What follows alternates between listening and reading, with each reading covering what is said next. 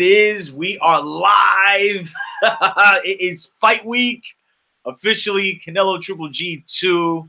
I mean, this joint got here really, really fast, as kind of, was expected. So, we're going to dive deep into the whole saga that is Canelo Triple G at this point. And, we're going to give our predictions and, obviously give our preview and whatnot. But we're also going to cover the fight from this past weekend that people are still talking about, Danny Garcia, Sean Porter. So, we'll get into that. But before we get into that, my man, R.O. Diggity, what is good, man? What's going on, man? How y'all feeling? Yeah, man. So it's fight week, yo. So it's, they've done the arrivals already. Both guys kind of like walking around with smiles on their faces. So we're here, man. A lot of questions are going to be answered that we've been asking for the last 6 months. Better part of it, actually, if you think about it. For who? I said one looks a little bit lighter than before in terms of weight. Well, that's another thing we're gonna touch on too. But we're all amped, man. We're gonna do the play-by-play. Each of us has gatherings going on this weekend, so everybody's getting hyped up for this fight. But before that, man, let's jump right into this past weekend. We have a new WBC welterweight champion of the world, and it is Showtime Sean Porter. And let me first go on record by saying R.O. Diggity got this one correct. So, hey, a round of applause for R.O. Diggity. I've been missing, man. I've been on a roll this whole year, man, with predictions. I think you guys better stick with me. That's the sure money. Yo, man, it's crazy, man. It's hey, look, man. I think going into this fight, I think it was a situation where we were wondering, number one, where Danny was at. Number two, whether or not we were going to see anything out of Danny that would be somewhat reminiscent of maybe what we saw in the Matisse fight, or at least at that level, man. But going in, I was caught between thinking Porter would win in a weird way, kind of like how he won, but the boxing politics side in my head told me, well, damn, Sean, and look, and Train too couldn't be here tonight. We both were on this tip like Danny's gonna win this fight, but Sean Porter, when the bell rings, will be seen as the winner. And we've seen this before play out in some of Danny's fights. Well, that did not happen here, as Sean Porter got not a majority or a split decision, like he got a unanimous decision, man. So I'll pass it to you, R.O. Diggity. First off, like, who did you have winning this fight, and like, how did you think it played out in general? So the fight played out just the way like I thought it would play out, like in terms of the theatrics and in terms of who I thought would win. I was very candid and said, hey, I thought that Sean Porter would win the fight. The reason why I thought he would win the fight, just so everybody know, was just what I said last week. When you look at the barometers that they had in terms of the Keith Thurman fight, the lack of activity, man, that Danny has. He's good, but like I know people talk about how Sean Porter smothers his punches, and Danny Garcia on the flip side, if we're going to complain about Sean Porter smothering his punches, Danny Garcia doesn't throw enough punches.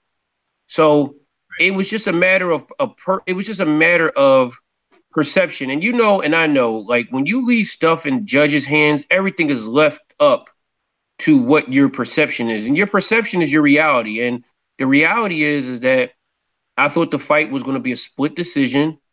I thought it was closer to unanimous decision.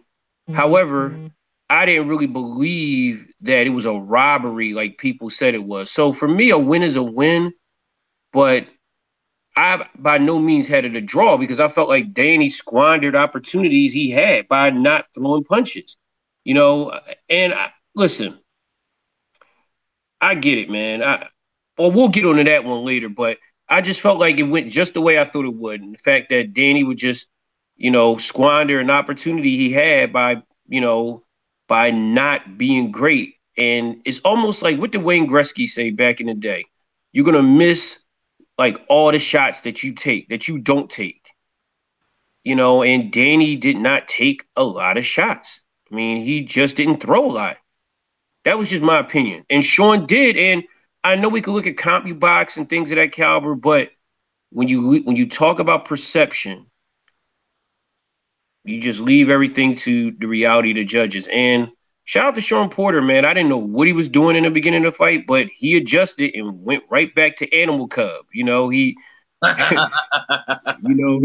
he tried to do his Muhammad Ali impression, and he was the one that showed different facets where Danny was just Danny. And that's the bad, unfortunate thing about it, man. Yeah, I just think it's kind of a situation now where he's in a really tough predicament, man. I mean, I don't think there's any way you can slice it, man. I mean, he's just at this point, man. Danny, like me and Train have been kind of constant about him and Broner fighting. That's still a fight that I think can, will make money. It doesn't have to be for a title. Angel will be talking, Broner will be talking. That'll land on Showtime or Fox. But I'm thinking about the long run. I mean, I don't know when we'll see Danny back in the world title fight again. I mean, look, man, you got Spence, Thurman, and Bud, who hold the majority stock of the belts right now. And who else am I missing? Well, Porter now. Porter, Spence, Thurman, and Bud. And look, Bud's not going to fight any of these guys. So, like, where does Danny really fit in the equation at this point? I mean, I really think he's just ousted himself. But, and this is something you were touching on too, man. I mean, I just think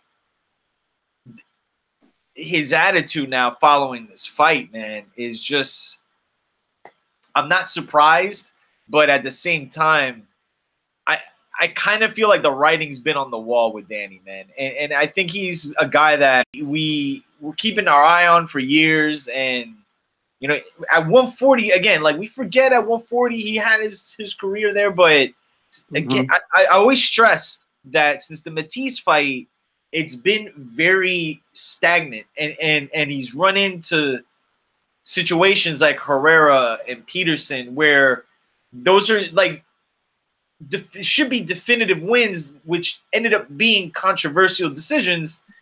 And then when he finally landed like that next big fight, he lost. So it's like you start to wonder if maybe the popularity and the money he's made and him living comfortably and things as such, man, like kind of zapped the hunger out of Danny. And we've seen it happen before, but I just at this point, look, it's no disrespect to Sean Porter.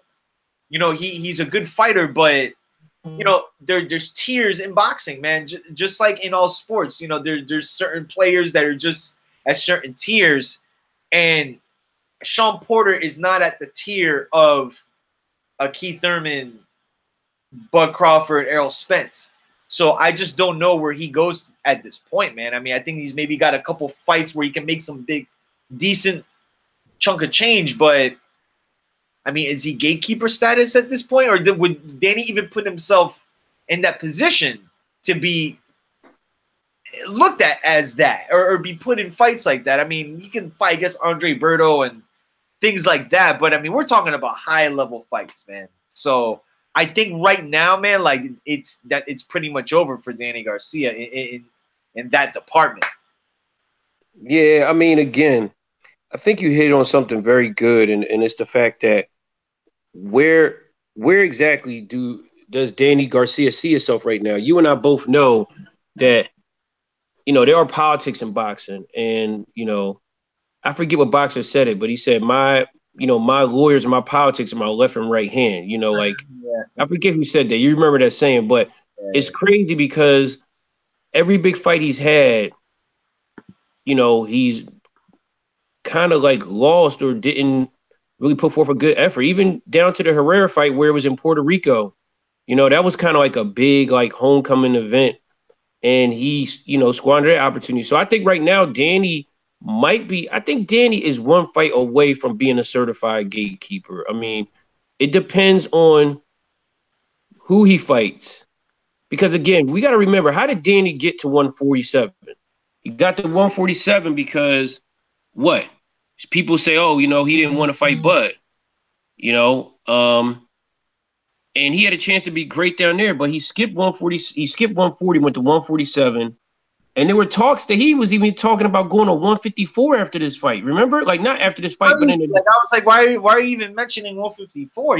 He wasn't even, he's not even a big 147. Exactly. So, like, to me, it's almost like wants to escape more than wants to escape more than just like challenge himself. And, again, if he continues with this attitude, I was very upset with the post that he made in terms of how he thought he won the fight. I'm always come from the notion of you congratulate your opponent and you kind of make adjustments and move on. You don't really petition after it. Like even Canelo, like I don't even think Canelo really went on some like, or Triple G went on some like public tirade, put up posts and said, I won this fight. Like it was just like, okay, we're going to make some adjustments and we're going to run it back. And I think that that's where the gladiator in you comes back. When you feel as though you've been wrong, you don't, do a public outcry. The best way to do it in boxing is kind of like make adjustments and run it back. So for me, it's just like, what are we doing now? I know you're upset. I know that this is your second loss in 18 months. Second loss, man, in a big fight. So to be honest, he needs like one comeback fight and not a Brandon Rios. Like, remember I told you, like, those types of fights are not doing him any good. So a lot of people are saying, man, and look, this would be an incredibly hard thing to do. And I think at this point, probably an impossibility is removing Angel from the corner. I mean, some people believe he needs a better corner, but will that do any good at this point of Danny's career as far as, like this late in the game? I mean, we've seen other people do it, but this situation is a little different because, again, when you're including family and that could get really tricky. But I just think, I don't know, man. Like, I don't know if that's it, and that was something we questioned going into this fight, was just who really wanted this more than the other. And again, like Danny's made money. Danny's, living down here. He's got the crib by you guys, and he's tasted the fruits of his labor. And look, man, some guys like Floyd. I mean, Floyd's an anomaly. Like I was talking earlier, where this guy's made millions and millions and millions of dollars, but he's still like wanting to either stay at 100%. Or, he he'll give himself like a C- for a fight that we thought was like an A- performance for him. Like he's that hard on himself, and I don't think Danny after the Mauricio Herrera fight, like we never saw a progression. It just very like same result, like tricky decision, kind of close fight, but you don't know, like. So I don't know at this point, man. Like I really don't know at this point where Danny goes to. Now, as far as Sean Porter's concerned, man. Oh boy, man. Look, I think I'm happy for the guy and everything. He's a 2-time world champion, but now you got to fight Errol Spence. So. Congratulations, you done won yourself to the Errol Spence sweepstakes. And I'm gonna tell you something. That's what I was gonna say. I think what gets lost in all this is where sportsmanship comes in. And I hope you teach, little men, and I teach my kids as well, where like what gets lost in all this is we're not talking about, wow, Sean Porter actually looked pretty decent. Like, yeah, like Bruner said, he probably got a couple of first downs and, he probably ran the ball through the 4-hole a couple of times, but he actually looked pretty decent and pretty competitive. And to be honest, you and I both know, even in the fights that he did lose, he was still competitive. And he actually looked pretty good, man. Like his body work was pretty good. His activity was pretty good. His volume was pretty good. And it's sort of like you and I both know. You play baseball, the more times you get to swing at the ball, the better opportunities you have to get on base. And he just swung more. I mean, it's just simple math. I don't care how many punches like a CompuBox said. Listen, I was crying about this with like a lot of those Jermaine Taylor fights with Bernard. And and Docs will tell you, I was so mad at HBO, I canceled my subscription because I thought they had it out for Bernard Hopkins. But when you think about it, look at how long it took Bernard to come on. Yeah. Like that was his own fault. You understand what I'm saying? And I feel like some of this is not really Sean Porter or the judges, is really Danny's fault. Like he has to get off first.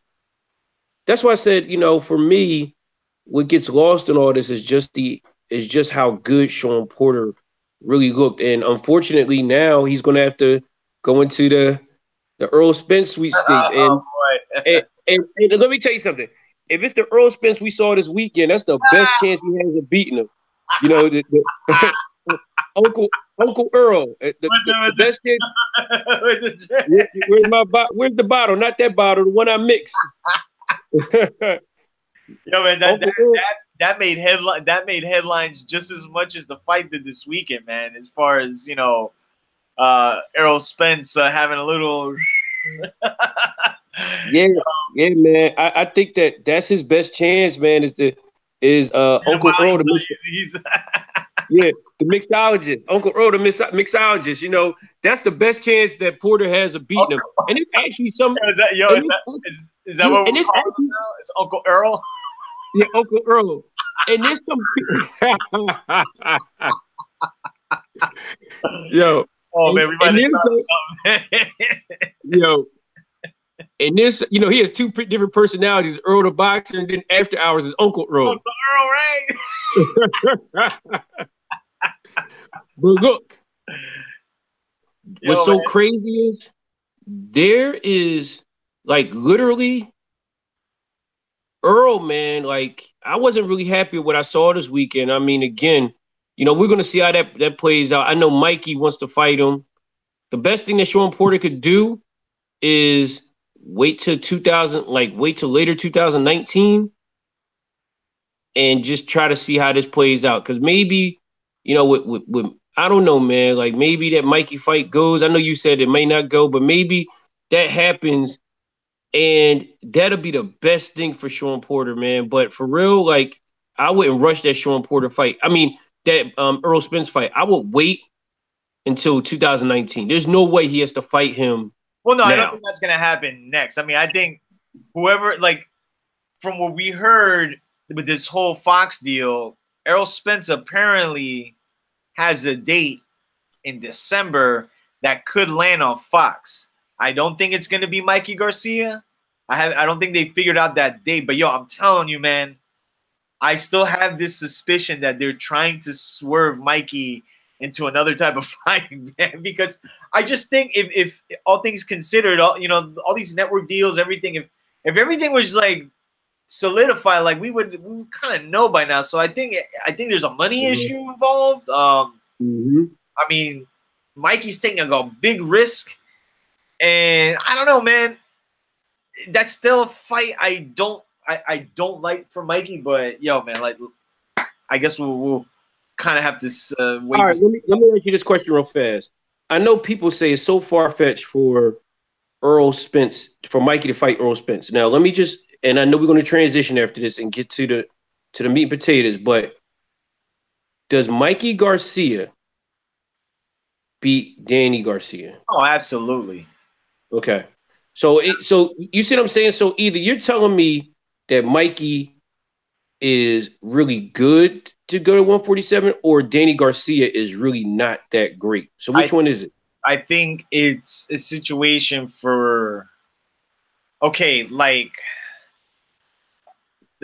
when Roy Jones went up to heavyweight, like he didn't fight Vladimir Klitschko, right? Okay. You know what I mean? Like that's if at any, I mean, that's kind of like an example. So like I think Mikey can beat guys like Berto. I think he can beat guys like Mikey. You already beat Broner. Porter would be a physical fight. Like that's like Mikey should beat him, but that's like to your point, man. Like I've never seen Sean Porter in a fight where somebody had it easy with him. You know, so that would be a physical fight. But like beyond that, that's when it gets tricky. Outside of Bud and Spence, like I don't pick Mikey against either one of those guys. But and Thurman, like again, like people are critical of Thurman, but that's not an easy fight for Mikey either. That because Thurman's like a real welterweight, man. But but for somebody who's like chiming and everything about, you know, people becoming, you know, just becoming champions in the division, like, you know, Thurman hasn't been fighting for the better part of almost 2 years anyway. Man, so, like, listen, there was so much talking this weekend. Like, right? I mean, well, particularly aimed at Terrence Crawford. I mean, if you really think about it, like Thurman sent some stuff, and then Errol Spence went on the podium when he was, you know, already like I think fourth shot down. And Uncle Earl, let's get it right, Uncle Earl. Uncle Earl saying like, you know, who's Crawford fought, and there were people in the crowd, or I don't know if there were it was media or people, I don't know, like, but there were people that were saying, yeah, but he fought this guy, that guy, and he's like, so, but look, the best thing is, no, I mean, number one, him being all sauced up is like, that's its own joke. But number two, look, man, this is what has to happen. Like, these guys have to build, they have to start building this. And look, Terrence Crawford went on the Twitter, was saying, you know, someone's drunk, you know, like, come on, man. And then they're throwing jabs at each other. I mean, look, this is the new age. This is how they're, you know, people are going about calling people out. And people, I think back in the day would be like, oh, why are you going on Twitter? But the power of social media is, I mean, think about it, man. How do people look at even like rap beefs and like this whole Nicki and Cardi joint? Like, what platform are we seeing all that on? On social media. So it's just it's a gift and a curse, though. You know, it's just funny because I agree with that. I do agree with that. It's a gift and a curse, and the only reason why I say that, and I'm sorry for politely interrupting you. You know, the only reason I say that is because, you know, I think back in the day, you know, Muhammad Ali had his social outlets. We had Ring Magazine, but the problem is that these guys can freely speak their minds at any time, and it kind of makes for bad TV. Like, you know, we talked about it, and you know, I know you laugh. Like, what did we talk about? Like this weekend, how these guys were all hanging out like the fake Rat Pack. You know, they look like Prince and the Revolution, man. They look, and no disrespect to Prince, but it's just their flow, the way they were hanging out, man, wasn't like the way that like Magic and Doc and Bird and Jordan would hang out, man. And not to cut you off, but do you recall any other time in boxing where you saw like cliques like these, like in a massive amount, you know, like where, but again, I think it adds to the point of like where boxing kind of is. I mean, I think with the PBC faction, it seems like a clique and a crew, and you see. And I was telling somebody the other day about this, like, well, you know, when the fight this past weekend, you never used to see like all the HBO fighters or all the Golden Boy or Top Rank fighters all in like one building at the same time. Where with like when you see PBC events, like they try to sell their events like a complete brand, like with here are the characters for our next show. That they're sitting over there, like in a way it's kind of smart, but it's just something I've never seen in boxing before. Like in the time I've been seeing it, I mean, people are friends, you know, like you know, in as far as fighters are concerned, but like that picture with Tank and everybody, like you don't really see that, you know what I'm saying? So I found that like interesting, but I think what people are kind of worried about is not so much of the Charlos, because like, you know, they're all family and everything, but really Broner and Tank as it relates to Errol Spence. You know, I was reading some people saying like, you know, keep him away from those two, man, because they're just like bad news, you know, in general, as far as, you know, what their track record is. But yeah, it's almost, you know what it was? It almost was like a Greek picnic, like sort of like Freaknik, or, you know, it's just like I went to Freaknik, man, 98. Yeah, yeah, I'm sure you did, man. And it's funny because it just seemed like it was just more or less fraternity, like, you know, Yeah. and to me, if you think about it, I give Danny this. I've never seen Danny clicked up. I've Right. never seen Thurman clicked up. And you know what? The reason why I say that is because boxing is a sport for, it's not wolves. Like these guys, you don't fight in packs. You know, boxing is a sport for sharks. You know, you're just an individual hunter.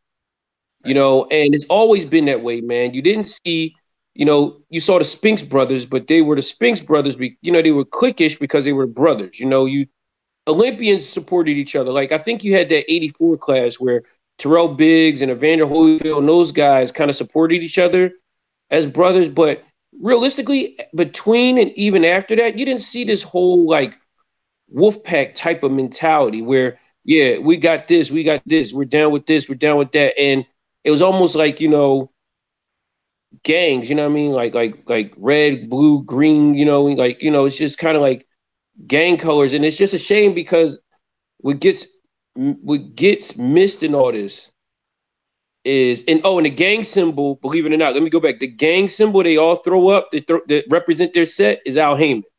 Yo, we down with Al Heyman. We're down with Al Heyman. We're down with Al Heyman. Al Heyman Pro, yeah.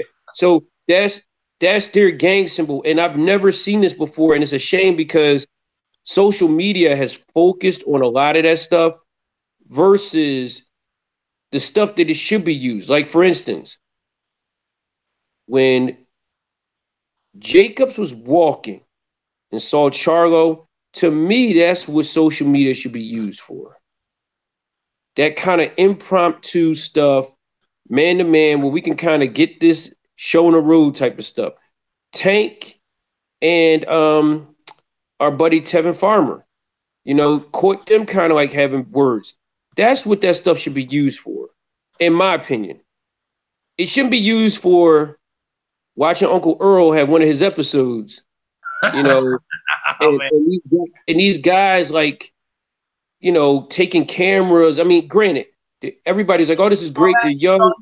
What was it? Tank that flipped that dude's like his phone on the floor and everything when he was trying to take a picture. Oh yeah, and that's what I'm saying. Like it's turned into that versus, I don't know. I mean, they were having fun. You know, this generation is different. You know, we're in our 40s. This generation is different, man. And hey, man, more power to them. But I think social media, to my point, could be a gift or a curse. And I feel like if they use it the right way, I think a lot of these guys, including Danny, with his rant this weekend, would get what they want out of it if they used it in the right capacity. Right, I feel you, man. I mean, you make some good points. I think for him, man, he just really needs to reevaluate the next stage of his career, man. Because I mean, I really think at this point, this is the fork. From this point, it's really, I mean, do you want to be a world champion again? Mm-hmm. Already down here, so it's like you got to work your way back up. We'll have to wait and see, man. I mean, I think he's done. I mean, I think he's obviously done for the year. We'll have to see how soon he comes back. I think the longer he waits, it's going to be just like that much more of a problem. But that hurt him too, man. Like that layoff between, you know, Thurman and Rios, that hurt him too because, you know, again, he fought somebody that everybody thought was a great barometer for Sean Porter, and I'm like, where? Like, when has Brandon Rios ever been a great barometer? Particularly that Brandon Rios, who's been yeah. Now we talking about prime Brandon Rios, man. I'm like, oh crap, you know, he did that to him. I'm like, oh crap, but nah, not that Brandon Rios. That's not the Brandon Rios you and I know. Yeah. I mean, that guy's gone. Yeah. But so anyway, man, I think we beat it. But go ahead. Yeah, so I mean, let's just get right into it, man. The main event, where everybody's waiting for. We've been waiting for this, man. Canelo Triple G2. At one point, um, we found out was gonna happen. Ran into a little, well, not even a little, a huge bump in the road. That of A Canelo. huge beef problem. Pause. Excuse me. A huge beef problem. Pause. Oh, of course, man. The minced meat got contaminated, and Canelo Alvarez got, he got found. He tested positive twice for clenbuterol while he was in Mexico, which put a halt to the fight. People didn't know, like, at the 11th hour, if this joint was going on or not. Canelo Alvarez comes out, I think, beginning of April, and just basically, he bows out of the fight. And, for obvious reasons, Triple G, though, continues May 5th, and he fights Vanis Marcher Royson, knocks him out like the second round. And, again, like at the 11th hour, we thought this rematch wasn't going to happen. We were hearing Triple G was going to go fight Billy Joe Saunders. They had apparently a contract ready to be signed. They were going to, an agreement was made. Canelo, he could have fought Spike O'Sullivan or David Lemieux, but cooler heads prevailed. Golovkin actually coming out of this with more money than he originally had, and we are here. We're ready to go. September, well, this Saturday, live on HBO pay-per-view, man. So I think ROD jumped off real quick, but I mean, man, we're ready to go, man. I think all of us are kind of just at a point where we are tired of the going back and forth debating. We just want to see this fight already. We've been talking about it for months already between the crew, as it relates to really the future of these guys. One guy's obviously a lot older than the other, being Triple G. The first fight, look, all of us, I think, collectively thought Triple G won. Was it a close fight? Yeah. I don't think, to your argument with ROD with Sean Porter and Danny Garcia, I found it hard for this fight to be a draw based on how I scored it off of 3 viewings. And look, man, I'll pass it to you, but I think there's no doubt that both of this fight is the biggest fight for both guys, even bigger than the original fight, than the first fight. And I think really Canelo Alvarez, man, I think his legacy is on the line in this fight, because the one thing I think is missing from his career is that sure shot win. And some would argue that for Triple G, but the thing is, people believe that happened last September. Some believe we're going to get clarification that, what happened last September will get remedied, or Canelo will correct his wrongs and still have what I think is a legacy-defining win to beat Triple G, even at 36 years old, but still at the top of his game, man. So, ROD, man, let me get your preview of this fight, man, and then just drop the hammer, and you let me know who you got winning this fight, man. So, I look at this fight when we look at previews. Part twos really tell us things. When we look at part twos, they should tell us what we didn't learn from a part one. So, like, take movies, for instance. Like, did we need a Scarface 2? I mean, it would have been great, but we already knew we needed to know about Scarface, Did we need an Empire Strikes Back? Yeah, we needed that, and we needed a Return of the Jedi and all those other things. We didn't need Han Solo, though. They could have kept that crap. I do believe we need another Infinity War, because we need to find out what the heck is going on, where these guys went, all that stuff. I do believe we do need Canelo and Triple G Part 2, because there's some things and some questions that were left unanswered in the first one. Number one, A lot of people thought Canelo won or it was a draw because obviously, again, it's sort of like, excuse me, being the shortest midget. I mean, the tallest midget. Meaning, what do I mean by that? Meaning, everybody's been knocked down or knocked out by Triple G. So the fact that he made it 12 rounds, everybody's like, oh my goodness, he won the fight. And it's like, no, he just made 12 rounds. He didn't win the fight. He just made it 12 rounds.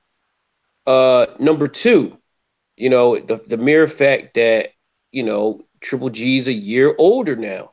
Everybody's like, okay, let's see how he does now against Canelo. Number three, where's the meat? Where's the beef? Shout out to the Wendy's lady. Rest in peace. Rest in peace. Everybody wants to know, like, okay, how does this beef really serve? How's it going to help you this fight? Because before you're looking like this big beefcake, no pun intended, pause, and now you look like a string bean. So like everybody's wondering how that happens, and we know that once you start testing positive for stuff, they drain you from every vitamin and nutrient that you take, and it really doesn't work well for the fighter. So that's a preview. And the other thing is that people forget is we talk about how great a boxer Canelo is. Like everybody, there are people here, I told you, that compare him to Floyd Mayweather. Oh my goodness, he slips and he dips like Floyd. And I'm like, and he learned so much in that Floyd fight. And I'm like, yeah, but he has a flat tire.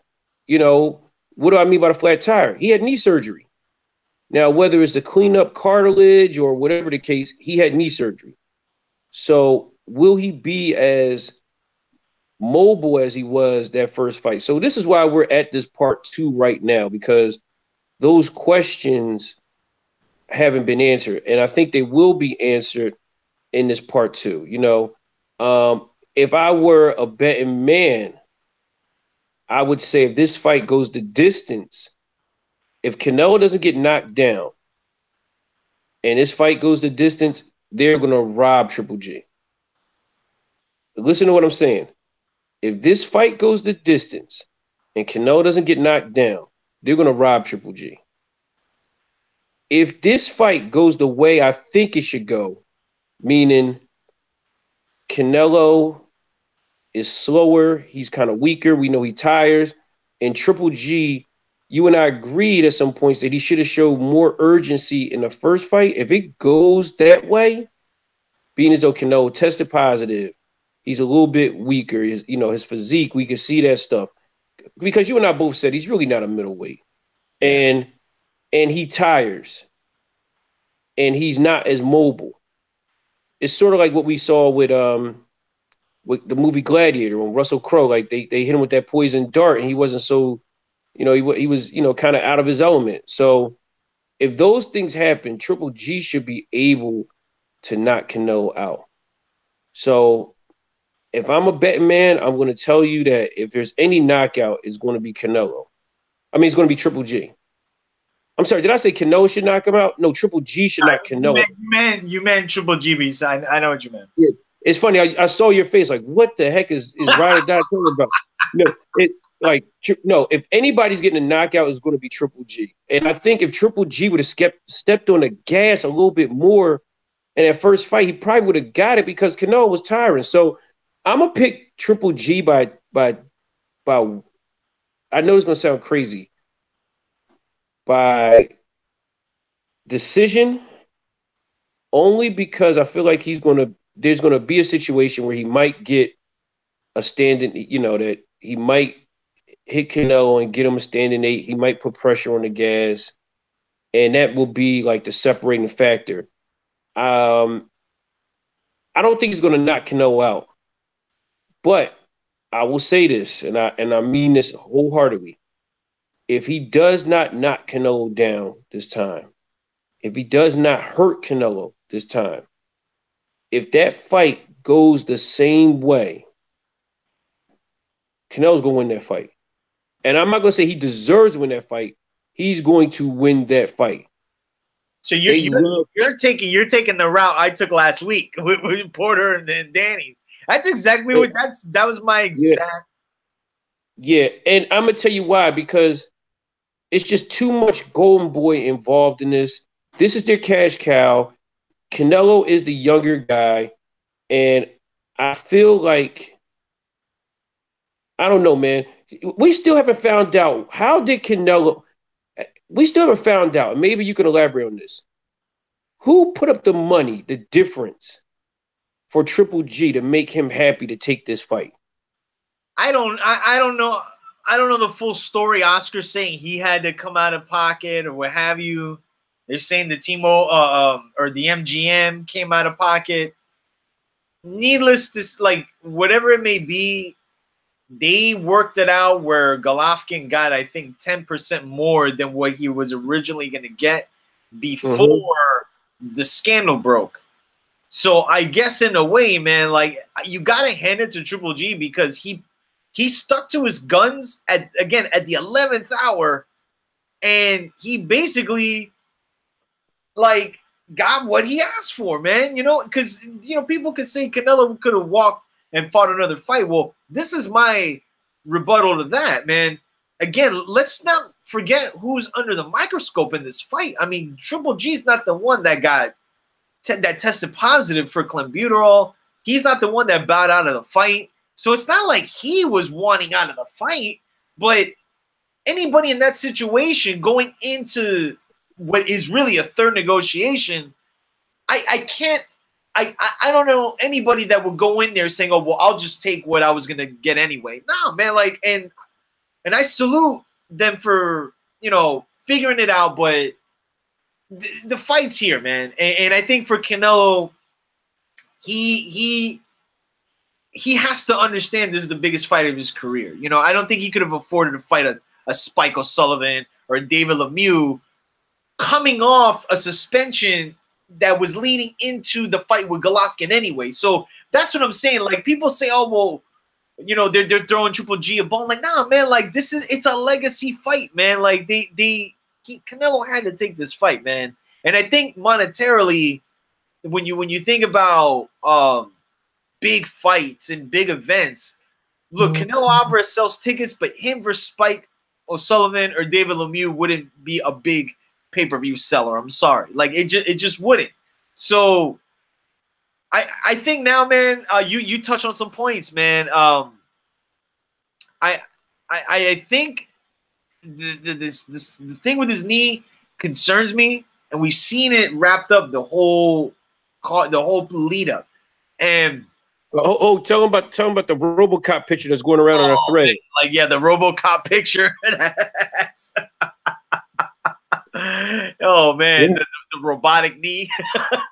But I mean, look, another thing too is and shout out to Kid Gloves said Ted DiBiase put up the money. Shout out to Ted DiBiase.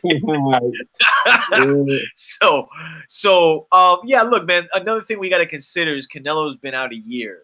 He is 28 years old, man, but even at 28, if you haven't fought in a year, there's gonna be a little rust, and then we have to consider how Triple G is gonna approach round number 1, because a lot of people believe he should start right from the beginning, like he should have in the first fight, and start pumping the jab, start just attacking the body. And some people are even like suggesting to take the Hagler Hearns route, and like right when the bell rang, Hagler was already throwing hooks.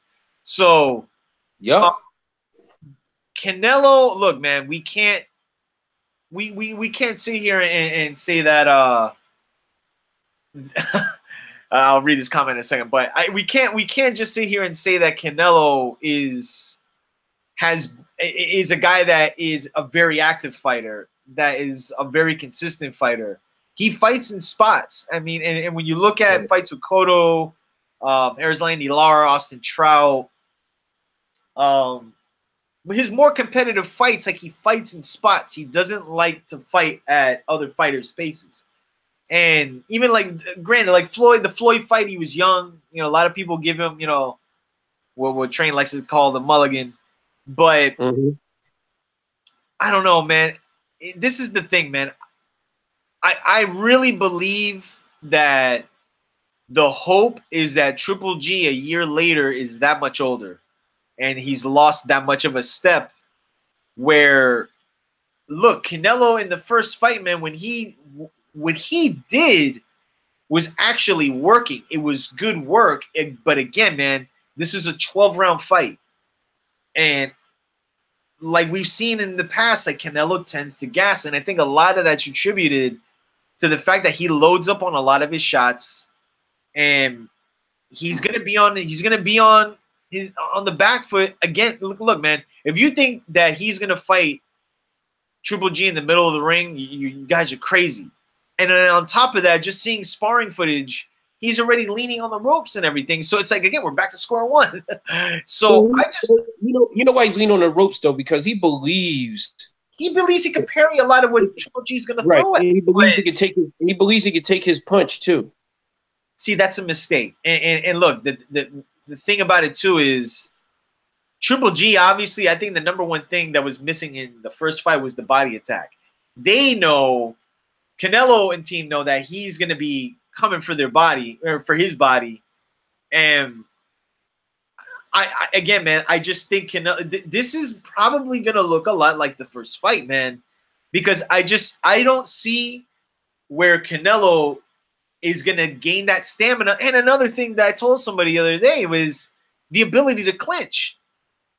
He's not going to be able to adapt that like this late in his career and have it be effective, let alone Triple G's still the stronger guy. I mean, look, man, Triple G fought Danny Jacobs. So what did Danny come in that night? Like 185?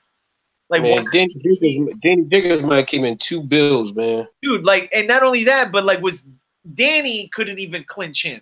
But you know what Danny did that Canelo can't do is Danny matched his work. Danny was able to throw fire with him, which made it difficult for Triple G to kind of get his offense going. I mean, he relied on the jab, but Canelo's problem, man, is just. But you remember, Danny is bigger than Canelo too. That's another thing. But that's what I'm saying. As big as he was still unable to kind of play the matador with him. You know what I'm saying? But a lot of that's attributed to the fact that Triple G knows how to cut corners, man, and he gives you very little real estate. And with Canelo, he's the complete opposite of that. He needs the middle of the ring. He needs his space to throw counter shots. But if he's constantly on the back foot, he's not going to have any power in this fight. And he didn't have it last September. I don't think he's going to be here this time around. And look, I just think, man, this is going to play a lot like the first fight, but I think Triple G is going to be less apprehensive. And I think Canelo having a poker face like he did in the – look, man, Canelo got hit with some shit in that fight. Excuse my French. He got hit with some shots in that fight, but he has a very good poker face, but you can tell the body language he was trying to evade him, and he was getting really tired. I don't think anything's going to change, and I think in this fight, you're just going to see a guy who's been a year inactive. Let's see if this whole PED situation had an effect. He looks really small, man. If they're going to rely on speed, I don't think that is the remedy to beat Triple G, man. I think the remedy to beat Triple G is you have to match his work, and you have to almost jab with him, because that will disrupt a lot of his offense. Canelo can't do that. So, to your point, man, as well, I think this fight's going to end in around the 10th round.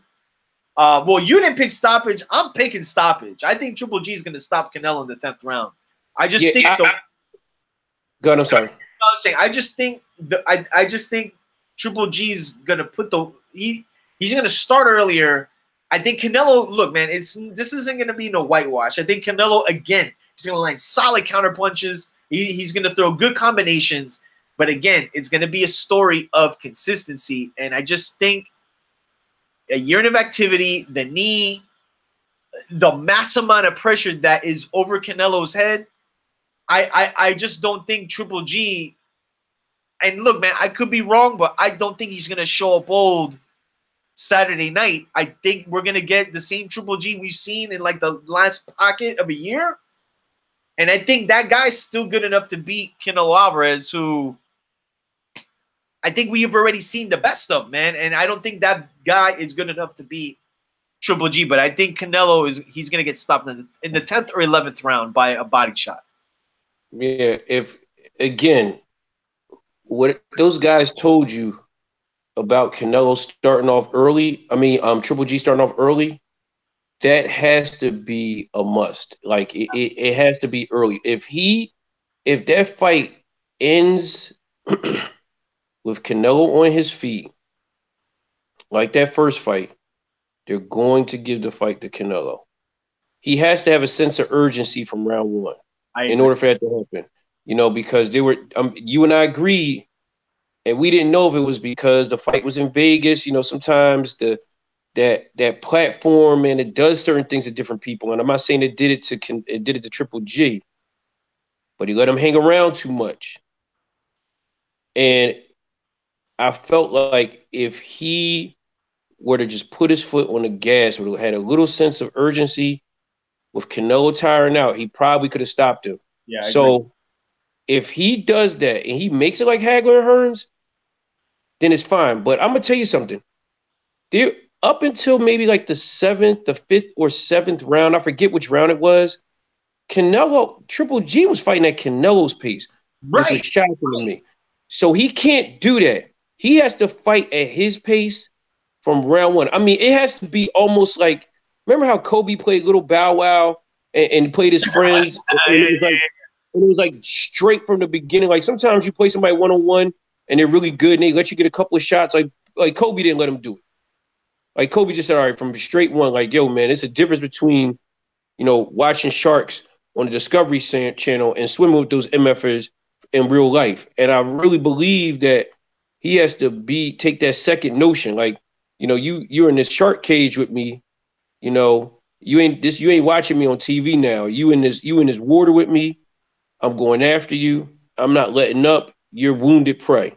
And if he goes after him like wounded prey, he's going to get the knockout. But I'm telling you, and I mean it, if he does not have a sense of urgency and does not go after him, and that guy and Canelo is still on his feet in Vegas, don't be surprised if you see, a CJ Ross scorecard, or an Adelaide Bird, anything like that, man, and you're going to be like, oh my goodness. And that's going to be it. Oscar's not going to have a part 3. That's just going to be it. Yeah, I think, yeah, man, I think it's going to be a very entertaining fight. And I think, honestly, man, I think Canelo's bravado might show up in this fight. And I think because, what I see happening, man, is I think Triple G, I don't know where in the fight, but he's going to land a series of punches, and you're going to start to see Canelo start to visibly back off. But again, I think Canelo's going to try to fight his way out of danger, but I see him getting stopped in this fight. And I mean, I think I sent you, I don't know if I sent you the video of the article. Well, it was a video of they had Richard Schaefer was at Big Bear, and apparently one of his fighters is over there or something like that. He got a chance to see Triple G train for the first time. And according to him, he was telling this reporter that he had never seen and look, and we got to remember too, Richard Schaefer is partially responsible for helping Canelo get to where he's at today, man. I mean, those early years of Canelo, that was a lot of help from Richard Schaefer. Basically, he was like, yo, this guy's, whatever he's trying to do, Canelo better be ready for it, because this guy looks like he's ready to take Canelo's head off. So that's what I'm saying. I'm wondering if they know, we can't leave this in the judge's hands, and we got to attack this guy, early, and maybe because of what I just said, in the sense of maybe him having a little bit of that rust early on, and maybe catching him off guard. But I think just in general, I think we both agree, right from the onset, he's got to start sticking that jab, making Canelo back up, and kind of become the ring general from round one, man. But we have to wait and see. Read some of the comments. I think you said you wanted to read a comment. Oh, yeah. It says, Kid Glove says, Taco Bell is doing a promotion for this fight. They have a special Canelo taco with tainted meat. Oh, man, that's messed up. Yeah, man. I I mean, mean, come but look, on, see, man. but again, man, like this is, I know Canelo fans will be mad, but like again, like this, you can't be mad because it's just natural. Like I mean, it's just like if it happened to any other fighter, man. Like, and I think also too, this is why this fight's so big for Canelo because then like that it would put that to rest because then he's been tested. They're saying Golovkin since February he's been tested like 20 times, man. So you know what I mean? So for Canelo, I think this is the biggest fight of his life, man. I mean, this is really the end all be all when you really think about it because if he does lose naturally, man, people are gonna start to question, the last few years of his career. Granted, we may have our own opinions, but it just is not going to look good. Depending how it looks, I'll just say that. But we're all ready to go, man. This Saturday we're gonna do the live play by play. You're gonna have the fight at your crib, right? I am glad to fight my crib. So Nice. we'll see. We'll see what happens in the midst Yeah. of all. We Yeah. can. So We can. we're gonna have you're gonna see the live reactions, the shenanigans, all the hoopla that comes with a pay-per-view boxing event, man. So that's our show, man. We both got Triple G winning this fight. I expect again an entertaining fight, an entertaining card. I mean, we got Chocolatito and Flores fighting on there. We got Jaime Munguia, and we got Spike O'Sullivan and David Lemieux. So we got a lot of boxing, man, on the card. I mean, quality names. And one of the fights I guess is interesting. But yeah, man, we'll be back next week, man. Just stay tuned to this, to our Facebook page. We're gonna be putting up a bunch of content throughout the week. We got they did the grand arrivals today. I posted it on the Facebook page. The weigh-ins are Friday. If you're in Las Vegas, it's open to the public. I would suggest getting there like dumb early, and that's gonna be intense because that's gonna be the first time they're actually like face to face since all of this happened. With the the PEDs and the cancellations and everything. So that's gonna be just like super intense, man. And then we're gonna lead right into Saturday, man. And I can't wait, man. It's already Wednesday tomorrow, man. So like this week's already like cruising by, man. So that's pretty much it, man. Do you want to, before we wrap up, you want to add anything? Nah, man. Just if you don't want to eat beef, just be a vegetarian, man. There you go. Shout out to ROD, man. So any case, man, shout out to the rest of the crew. Shout out to Train who can be here tonight. But we'll be back Saturday live around, I want to say around 10:30 because again, this is an 8 p.m. start time for the pay-per-view. This isn't like the usual 9 o'clock, and I love it. So that means the main event might actually start at 11. So as we start, or as the fights get closer, to the main event, we're gonna log on. We'll have the crew. I'm gonna have about like 15 people here. Everybody's gonna be, enjoying the festivities. It's kind of like the twice a year type of joint now with these pay-per-views. But we only really, if you really think about it, we only got one this year outside of if we're gonna get the Wilder Fury fight in November. But this is a big fight, man. I mean, naturally, they're already showing. I think it was your guys' game or one of the Fox games was showing the Canelo Triple G commercial, so that's good. Kid Gloves is saying Mayweather changed the game with testing. MMA fighters are getting clean. Yeah, man. I mean, like, I mean, for whatever it's worth, man. I think the whole, VADA testing and everything. They have to do it, man. It's just, these guys are getting, I mean, particularly the UFC fighters, man, they're getting nabbed left and right, man. In Vegas in particular, because of the test levels have to be, they're only supposed to be at a certain level. And, but we got a level playing field, man. But that's pretty much our show. Follow us as well on iTunes, GYGB podcast, anchor.fm. Why am I drawing a blank? Instagram. Excuse Roberto, man. He been hanging around Uncle Earl. Yeah. Giving me the Sprite bottle with a little bit of. So yeah, man. And we appreciate all the follows, man. Hit the reminder. We got shows every week, so appreciate it, man. And hit us on the comments, man. Who do you got winning this Saturday night, man? We'll be live doing the play-by-play, doing our quick recap after. And if we're in a calm manner and we're not going nuts as far as the result of the fight. But that's pretty much it, man. We'll be back next week and enjoy the fights this weekend. Peace.